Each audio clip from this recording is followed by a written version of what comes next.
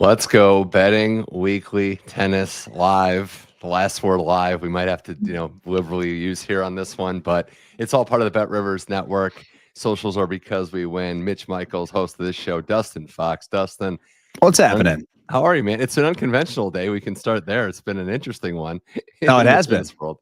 Yeah, I'm great, and I was excited to do the show today because we had so many matches, good matches, really good matches today on paper to talk about. And a couple hours ago, there was obviously the power outage, which everyone's talking about, that has suspended play for the rest of the day today. So instead of talking about live tennis, we're going to talk about matches that have happened and will happen hopefully tomorrow or the day after. We don't know at this point. Yeah. Again, thoughts to everybody in Spain and Portugal. Absolutely. This is bigger. This is bigger than tennis too. It's a nationwide power outage. So we'll see what the schedule looks like if they come back tomorrow, if they're able to. Scheduling is going to be tight. There's still a lot of great players in the field on both draws. There were 3 matches. There are 3 matches that joined the comments. VillaFan20, hello yourself. We're happy to be here. Join the comments. Get involved here. 3 matches completed, 2 women and 1 men's match. Dimitrov just a game away on serving the second over Jakub Fernley. But yeah, it's an interesting one for sure. We saw on the women's side today, though, Dustin, and we can just bounce around, but Coco, Gauff, and Mirra Andreeva were the winners, and that sets up a showdown, most likely Wednesday, depending on the schedule resume. But Madrid's going to get Gauff and Andreeva, 2 of the brightest young stars in the game in all of sports, really. So that'll be something to watch. But it was matter of fact for both players just getting through. I mean, it's going to be a heck of a match. It's exciting. Andreeva is going to have her 18th birthday tomorrow, I believe.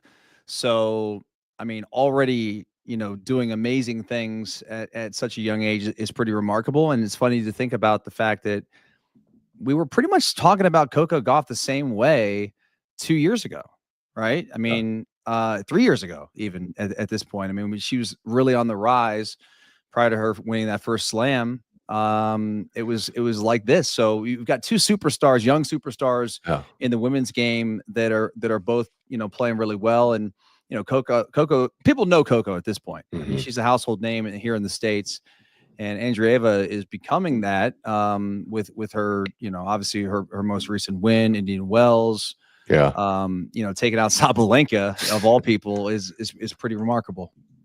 Yeah, a couple things to add on this one. Gauff had a tough match early against Shremska, found a way through. It wasn't her best performance, but since then she's been playing lights out. Bencic should beat her at Indian Wells. That was a very impressive, thorough performance. The former number 2 player of the world and a major champion. She'll go into this match an underdog at about plus 115 as I'm looking now on the Bet Rivers site.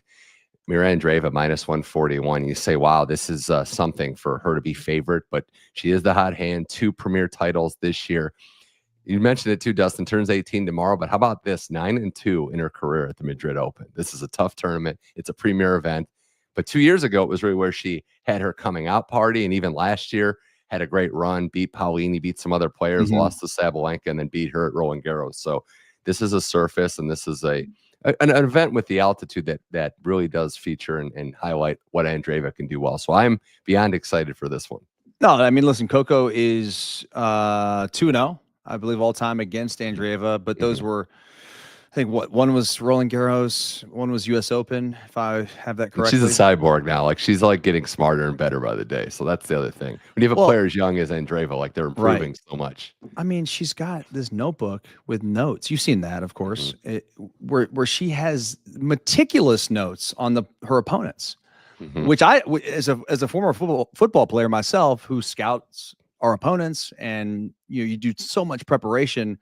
I always wonder why tennis players didn't do more of this, and to see her at such a young age doing it, it's pretty cool to see. And obviously it's a factor in her game because like, I mean, heck, you look at baseball players, how they, the shift is now not what it once was, but like these guys would know exactly where the ball is going to be hit based on tendencies and analytics, and she's using that to her advantage.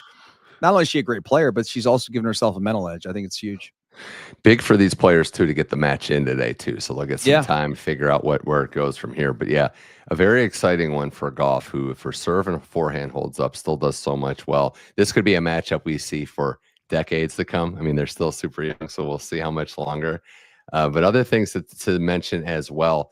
on the day, and really the tournament in general. Like, we're still waiting to kind of see. We think we're going to have some big matchups, and we wanted to highlight a few of them that are coming up. We hope tomorrow. We'll see when. But looking at the board here, these were the men's matches that I brought up, and I know you wanted to talk on a few of them. But Berrettini, Draper, Paul Khachanov, Bublik, Mensik, who just destroyed Ben Shelton. And first off, can we have one quick clarification, because I don't know where we're going with this. Yeah, because I hear Mensik and I hear Mensik. Mensik, yeah, it is. It's because like on TC yesterday they were talking about. They said Jakub Mensik.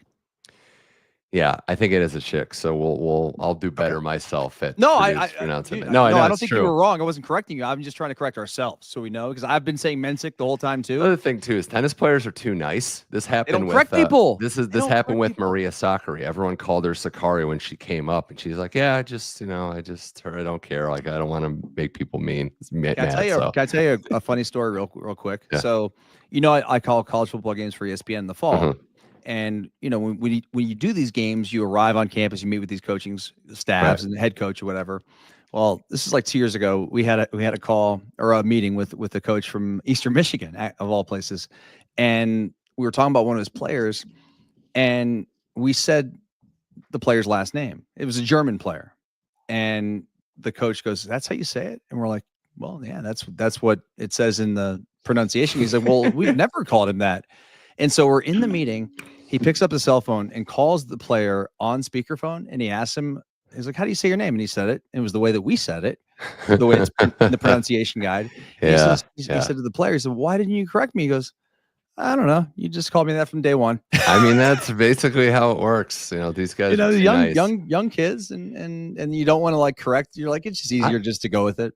I think, that match we can kind of mention because he's a big favorite. Bublik's crafty, and honestly, with altitude, his serve's doing well. But what Mensik is doing with his serve, Dustin, just lights out. I mean, what was that stat you sent me? Like, he lost 2 points the whole match, was it, against Ben Shelton? So Ben Shelton against Jakub Mensik, there was 20, I think it was 28 first serves.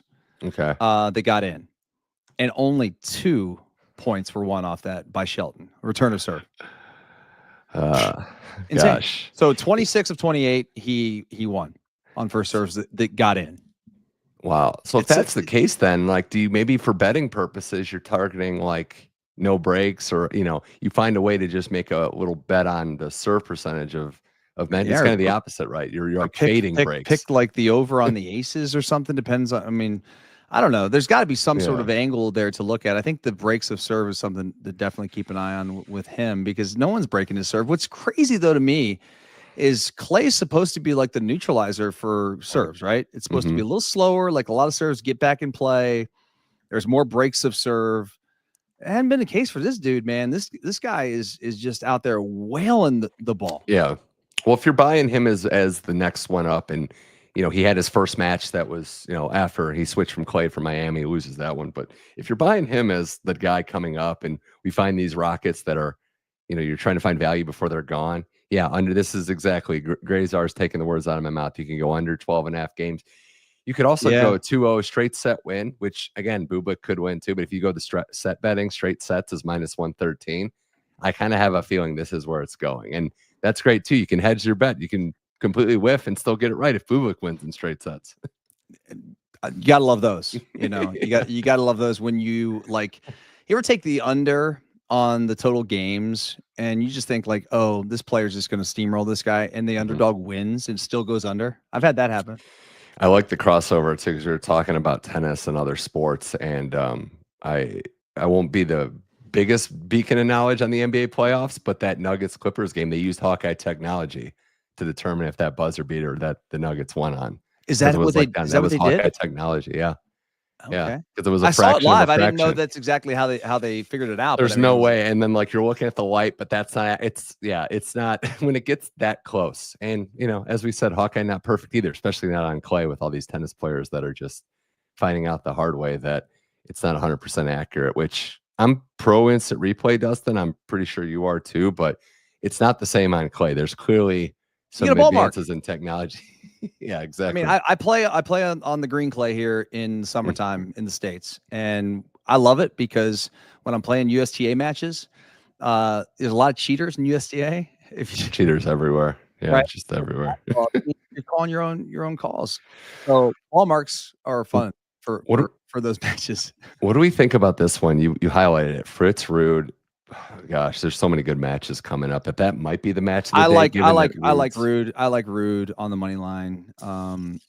Just because I watched the entire Bonzi match yesterday with Fritz, and like I just don't split sets, and then Bonzi had to pull the cord. He had to pull out. Yeah, I mean, I would have loved to see him be able to finish that match, but anyway, the point is here. I don't know that Fritz is in his top level of fitness yet. He'll get there.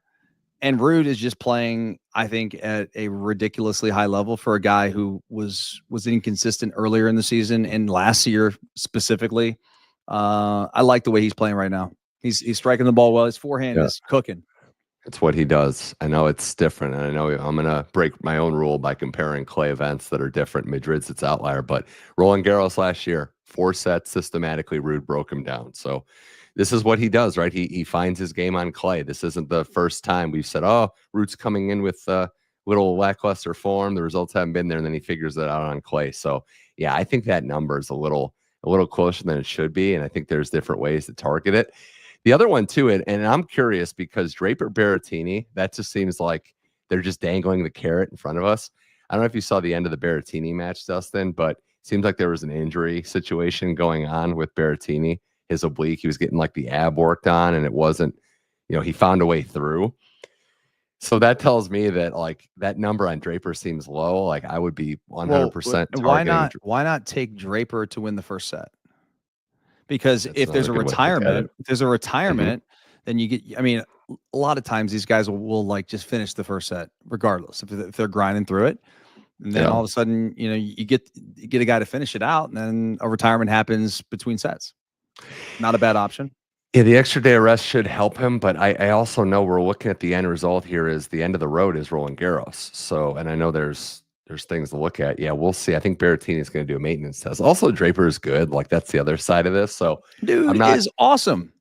I'm not advocating for this tournament. Big servers, aggressive players are going to do better.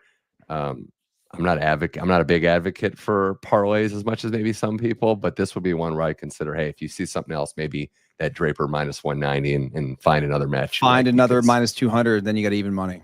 I also don't know what to make. The one that I want to hear your thoughts on is Tommy Paul, Karen Khachanov.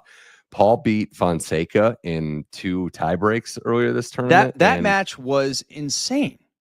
Yeah, that's a veteran beating a young player is what that was. Could have easily won that match. Yeah, it's a veteran. That's a guy with tour experience. That's a crafty tour player who's been here before, finding a way to win that match. So I don't think Tommy Paul can pull that though against Khachanov because he's as crafty as ever. And I'd like to see Paul kind of find. It hasn't been. I think he'd admit this, right? Hasn't been Paul's ideal start to the season. He's expecting a little more at this stage in the game, and Khachanov's just tough. I keep coming back to that, and I think I would almost I'm going to put that back up. I kind of think over is a good play here. 22.5 games, juice minus 121. I mean, you could still get that in like 2 sets because you get 1 breaker and all of a sudden a 6-4 and you're good. Yeah, let's because I'm also curious if Tommy Paul and what this rest is going to mean for him. I know that he wasn't earlier in the year, wasn't at full health. I think he's getting there. So that's another big one. And on the women's side, we kind of mentioned it, Coco and Andreeva, but I wanted to highlight Svitolina Sakkari. Sakkari, Dustin, has kind of found it again. She's back with her old coach, Tom Hill, destroys Jasmine Paolini. You watch what she can do on all courts, but specifically clay, where she was into the Roland Garros, was that semifinal, I think, final 4 years ago.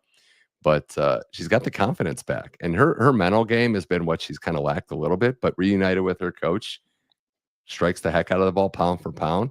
I think that's she's better with those. She's got bigger arms than me, man. You see her biceps? Oh my goodness, dude, she is so fit. Oh my god.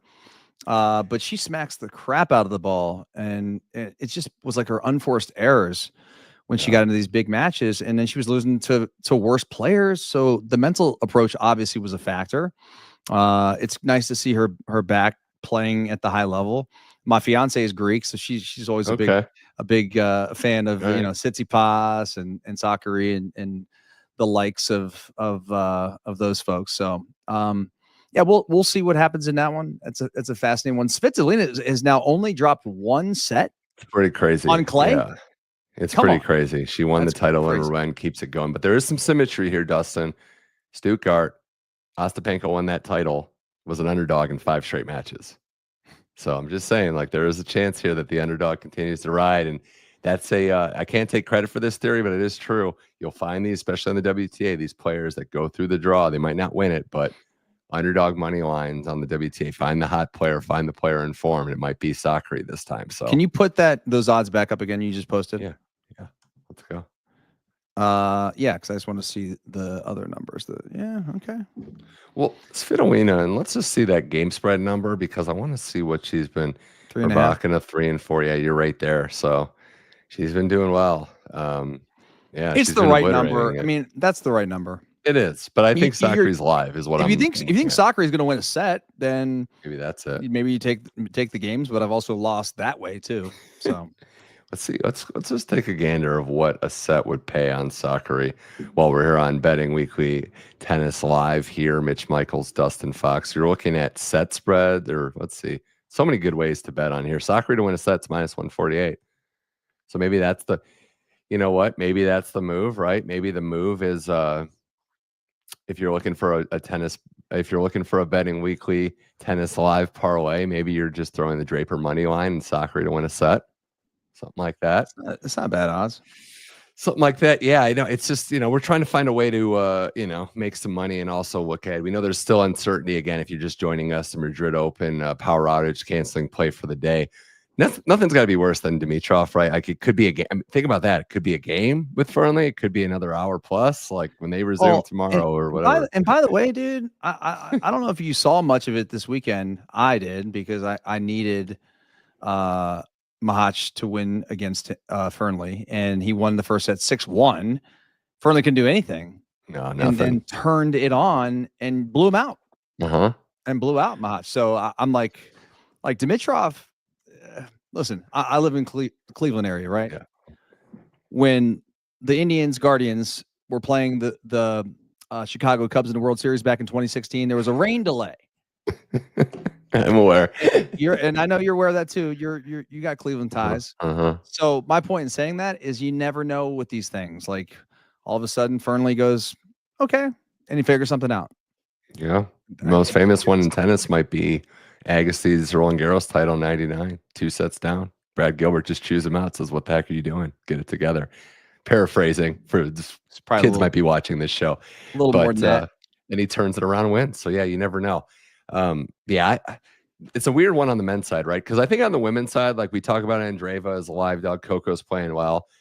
This has been the Sabalenka versus Iga rivalry, and this has actually been the tournament where the best matches in that rivalry have been produced. We could see it again. 2 years ago, Sabalenka wins a great match in 3. Last year, Iga wins, I think, the match of the year in 3 on the WTA. So if that happens again, but on the men's side, we're doing it without Tyler Briggs like Berrettini over Draper. And I'll say this, Tyler, I did until the end of that match. I was looking. You saw it. I didn't see it. I'll have to go back and take a peek at that match because if there's a little compromise, and he fought. If he's healthy, he is absolutely. That's why this line is a tough one. And maybe your play of winning a set is in the first set might be good, but no Djokovic on the men's side. Looking at it, Alcaraz, Djokovic loses, does not look good. Alcaraz is withdraws. Are we trusting Zverev after one tournament in Munich to, be that alpha of this? Maybe. I don't know. It's not a big sample size. So you could have Dustin, a surprise champ on the men's side. Do you have a favorite right now? I mean, do you think it could be, you think it's Zverev at this point? I like the guy you mentioned earlier, given what we've talked about. Casper Ruud, why not, right? Like, this is an opportunity for him if he gets by Fritz. I'm just looking. If you look at the futures on Bet Rivers, again, download the app to get all this. Zverev is at plus 275. Ruud is plus 700. And Demon Hour plus 750. Interesting odds because Zverev at that number, I just don't see value in him being an overwhelming favorite. Dude, plus 1,200 about 1,200 for Mensik. And Tsitsipas is plus 1,200, which, by the way, if it gets to, and he's got Musetti coming up, tough match, but if it gets to Tsitsipas Demon Hour, you have any idea what that head-to-head is? You know, so tell me. 11-1, Stefanos. Okay. So we've seen that one before. So if you're looking at value, I think Casper is the number I would jump on. Well, and Tsitsipas got tested on Saturday against Struff. As he lost the first set, came back and took care of biz. Slight favorite for Tsitsipas over Musetti. That number is -121. Are we digging the Musetti look, the cutoff sleeves and the haircut? He's trying to find his aura again, you know. When he changed the gear know. shift, it was tough. I'm a big like I'm into that stuff. I'm into like what brands these guys wear, their looks, their style. I don't know that I like the short hair.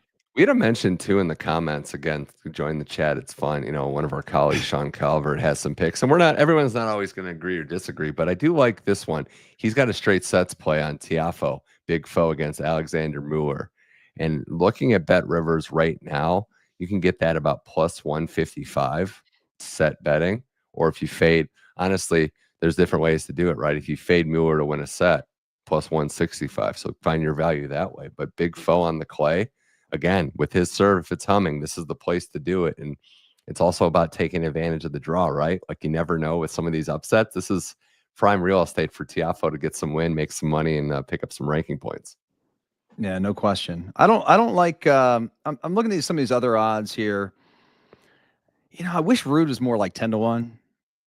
Would you say 7-1, 6.5-1? Yeah, they just don't like. There's just like, how do you price it? It's such a fascinating market. No Alcaraz. Sinner comes back next week in Rome. Djokovic is kind of a shell of himself. At the moment, he could turn it around, but how do you price this? You know, I mean, you look at some of these like bigger odds, like Bublik, for example, who just seems like he's. I don't know. I listened to his last couple of interviews after his wins, and he just seems like kind of at peace with what's going on in his life. And with that being said, this guy, I've watched a lot. I'm a degenerate. I watch a lot of tennis. And when I first got into betting on tennis, I'm like, this Bublik guy is unbelievable when he wants to be good. Yeah. And obviously that's few and far between. And he's a mental, head case and all those things. But like the last couple of matches that I've watched, he looks like he's actually enjoying playing the game of tennis. He's getting his wins. And they asked him the question, like, hey, do you think that you could he's like, I don't know, maybe I'm enjoying it right now. And so that being said, like I looked at the odds on like someone like him, 6,500 plus 6,500 for him to win this tournament. I think for match to match, live dog looks at peace. You can't really trust him on spreads though. Because he goes when he loses, he goes away. Oh yeah. I would never take him with the spread. I've learned my lesson on that one.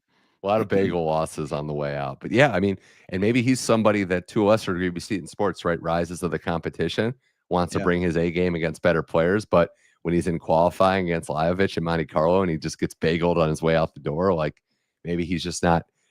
There's a lot of players like that too. And you can make your own inferences on this, but like watch some of the splits, Dustin, on how they do when they're on bigger courts versus small courts. Someone in the tennis community opened that up to me, that there are players that when they get put on smaller courts, outer courts, they take it as a personal slight and their level just dips too.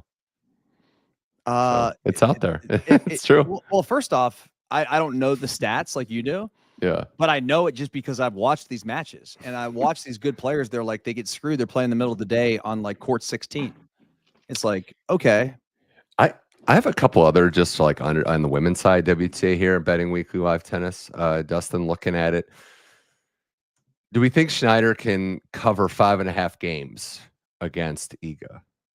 5.5. That's a huge number. No. No, you think he goes back in charge? It's a 6-3, 6-3. It'll be close. It'll be close, but it'll be a sweat, and I wouldn't want to be sweating against Iga. Uh-huh.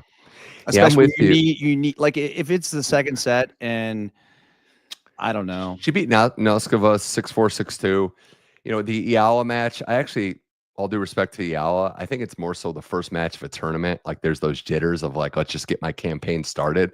I think that's why that was a 3-setter. Yeah, I think and Shnaider's great. It's just Egon Clay at this tournament, I think, is going to be tough to find that number. The other one though that I think are we going the same direction here? Because I was going to talk about Sabalenka. Yeah, go ahead. It was on my list for sure. Well, obviously she's playing Peyton Stearns. Yeah.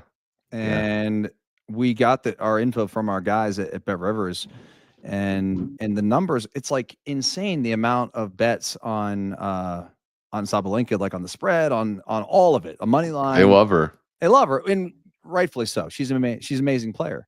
But the number of the game spread's 5.5. Mm-hmm. And there's actually more tickets on that. I was at that match at Indian Wells last year where Stearns had 3 match points. Wow, Mr. Wipeout 2008 going for it. Shnaider money line. Well, you're a braver man than me, sir, because that's I hope you win, and I hope you're able to laugh at everybody like ourselves. But that's a tough Those are one, nice buddy. lotto tickets, man. It's plus 500 on the money line. So if you want to throw, Shnaider's tough. And she doesn't back down. I saw Shnaider for the first time. Just a quick aside, play Sakkari in Australia 2 years ago, maybe 3 years ago. She's giving it. She was amateur. She's a college student, and Sakkari's annoyed by how just rambunctious Shnaider is. But it's like, yeah, she's working with Safina now. The Saffins are coaching. It's great. See her. I don't understand. She wore the bandana forever. Now she stopped wearing the bandana. I don't know. Well, the bandana makes no sense. The bandana makes no sense. She's saying that it's like for sun protection. Okay. But her arms and everything are like she's wearing the bandana indoors now. Like, what's the point? Like, I don't know. It's like, interesting. I always thought she kind of looked like what's the world, like Rosie the Riveter, like that, like photo from World War, like She kind of gets that vibe with the flex. But I like her for sure. Sabalenka Stearns. I was at the match where Stearns should have beat Sabalenka at Indian Wells last year. I don't know on clay. I don't know on this clay. This is Sabalenka's. Like, this is where she shines on the surface. And what are we saying here? That Stearns can make it competitive, that she can hurt. I just don't know how she hurts her on this surface. I'll put it that way, as light as possible. I just don't know how she's just going to have to play like out of her mind. And Sabalenka has to have a day where she's just not feeling it, which happens. Looking at the other ones, like Kostyuk, Potapova is on here. Kostyuk is another one that, has been battling. That's one of the split ones, right? Where you have a lot of people on the over. So there's money, there's differentiations on where the money's coming in on each player, but the uniformity here is people are expecting a long match. And Potapova's serve's been pretty good. I can see that. She retired though in her match in Stuttgart. She withdrew. She beat Towson and then withdrew the very next day. I didn't see the next. Yeah, I remember that because she was supposed to play Sabalenka, right? Yeah, she was. There's another bet though that I'm looking at it, and I'm a trends guy as well. Find a way to make some money on Alexandrova. I think Ushijima, like, that was a great performance. Maybe the most shocking performance of the tournament. Is ever since she got the ranking, it's like different player. But when these players, like, I don't think you follow up a win like that with the same level of energy. No chance. Don't. And that's why Alexandrova, who has been playing well, good run in Stuttgart, finding a way to get her form, big server. That's the theme. That's one where I think you can find straight sets. You can find game spread. I think find a way. -4.5 at +106, I think, could be value. And then the other one, too, on the women's side, Vekic and Keys. They played a barn burner in Indian Wells this year that Keys hung on with. But I don't know. I don't know that I have a lean on this one. All I will say is the number. I think 2-1 is a little juiced up for Keys, or Vekic as a +205 underdog, but Vekic can hit with her. I mean, there's very few players that can match power with Keys on tour, but I do think Vekic with her size and power is one of them. They have played once on clay, the last time they played on clay was 2018, so that's not really relevant. But it was a first set tiebreak and then a second set tiebreak, so it was tight on clay. Who won that one? It was in Rome back in 2018. Keys that was Keys. Keys won both. She won straight sets in tiebreaks. Keys was lighting it up then. That was when she made the semis at Roland Garros. So that was a pretty informed. But no, that's another one where I think that could be a low-key match of the day, because the women's futures now, just to spend a moment on that, Dustin, you have Sabalenka +150, Iga +200. Not sure I agree with that. I think I would flip them. All due respect to Aryna, I would flip that. I think Iga on clay, finding her form, should be the slight favorite. But small potatoes there. Andreeva +450, Gauff at +750. Well, I mean, obviously, if you like one of those two, bet it now, because those numbers are going to go right down after that match. So, I don't like Gauff. I think Andreeva is going to win that match, unless Coco decides to turn up her level.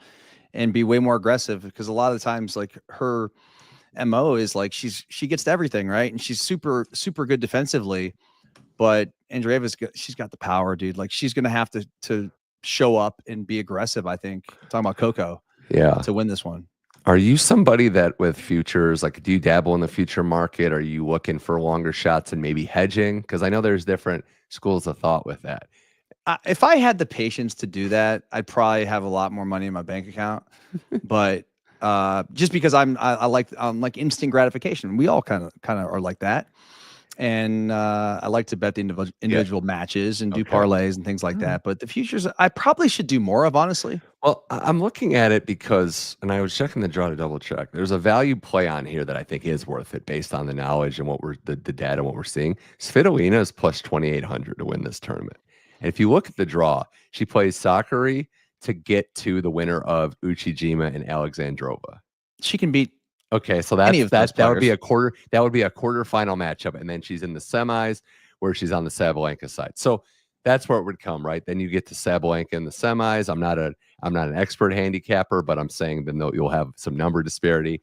You might have a situation where you could find a way to at least make a small profit. So that's kind of the school of thought I have, Dustin, is you'll look at some of these numbers and you understand why. Like, obviously, Sabalenka and Iga are the two best players in the world. Like, they are, they should be up there. But I don't know, man. I just think the way Svitolina's played, and you mentioned how she's doing on clay, like, that number is nice, and 2 wins and she's in the semi. So I mean, I'm just looking at like all of her most recent matches. I mean, Svitolina has not.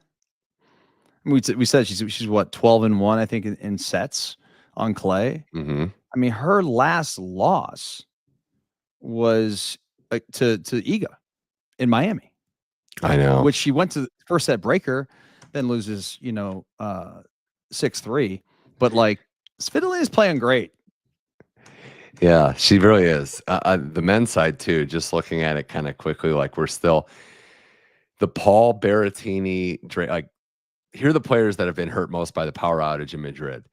Tommy Paul, Khachanov, Draper, Berrettini. That's a 3rd round match that still hasn't been played. Same with Tiafoe, Muller. Same with the Demon Hour, Shapovalov, and then Tsitsipas, Musetti. So there's players that are still waiting to play their 3rd round matchups that we're talking double duty. We're talking.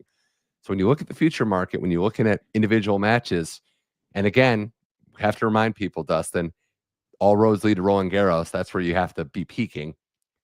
Just consider that when you're making these bets. Well, I mean, you think there's any chance that, like, I like this one, by the way. How about this what's comment? That? What do you got? Swiatek first set over. Okay. So a 6-4 set. Yeah. I'm of the mindset that the first set has to be your kitchen sink for when you're an underdog like this. It's like you got to throw everything at the top player. Absolutely. Because you're getting to a point, right, where it's kind of cool to see, or terrifying if you're on the other side. But when a great player becomes a great player, and we have the same thing we thought about the big 3 of Serena. You have to win the first set. Like Rafa and Roland Garros, like, you don't even have a prayer if you don't win set 1. So that's why I think a 6-4 set could be it. And I think that that's a solid action, a solid bet you can get on there. But yeah, I don't know. I think we're going to be in for some stuff too. Are there any other bets we didn't get to, Dustin, before we wind this show down? Because I think we've pretty much hit most of the big matches. Just looking back to the men's side of things. No, we didn't talk much about Demonar and Shapovalov. I can see Demonar in straight sets there.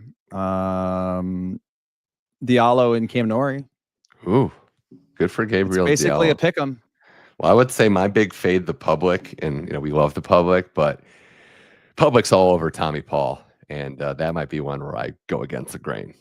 I'll find a way there. Like, looking at the notes in our show from our good Bet Rivers team members here, a lot of Tommy Paul action, and I think that might be one where I'm looking at. So, and just the final thing, I know we got to wrap, is Sarundel is only plus 145 against Zverev. That's great. I'm glad you brought that up. I almost forgot that. Looking at that number, Sarundel can win. He beat him on clay. 100% could win. He beat him in the Golden Swing at one of those tournaments this year. So, Zverev, he doesn't handle pressure maybe as well as some others. So, I don't think he enjoys being.